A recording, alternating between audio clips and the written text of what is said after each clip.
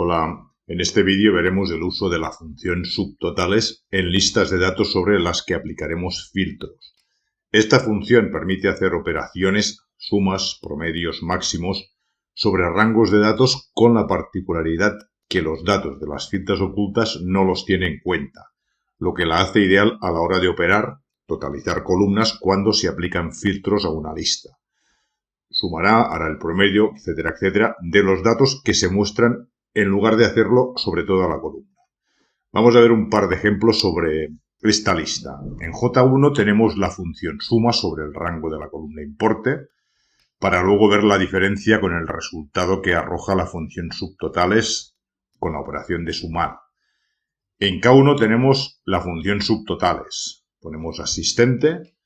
En argumento función tenemos que especificar un valor con el que se determina la operación. Suma, promedio, etcétera, etcétera. En este caso ponemos un 9, que significa suma. Si vamos a la ayuda de esta función, vemos los valores que se pueden poner. Observemos que para la suma y el resto de funciones podemos poner dos valores, uno inferior a 100 y el otro superior. Luego vemos la diferencia. Y en el intervalo de valores, en este caso el rango I7 y 56 que corresponde a la columna importe. En la celda L1 tenemos la misma función, pero con el valor 109. Vamos a aplicar un filtro. Datos, filtro automático, y aplicamos ciudad igual a El Dorado. Fijaos que la suma continúa sumando todo el rango de la columna importe, mientras que las funciones subtotales solo suman las filas visibles. En este caso, estamos sumando el importe de los registros de la ciudad El Dorado. Quitamos filtro.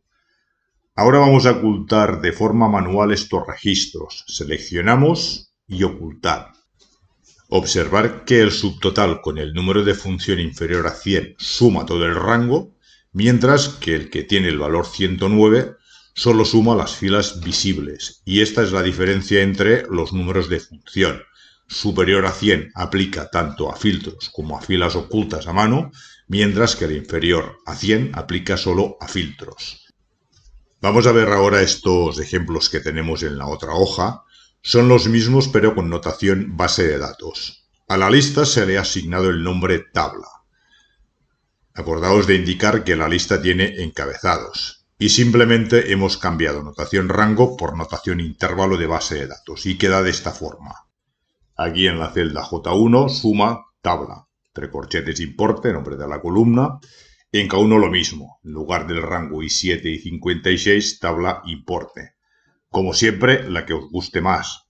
Recordad que si luego se tienen que actualizar los datos, sobre todo si se añaden datos a la lista, la notación intervalo de base de datos es más fácil de actualizar.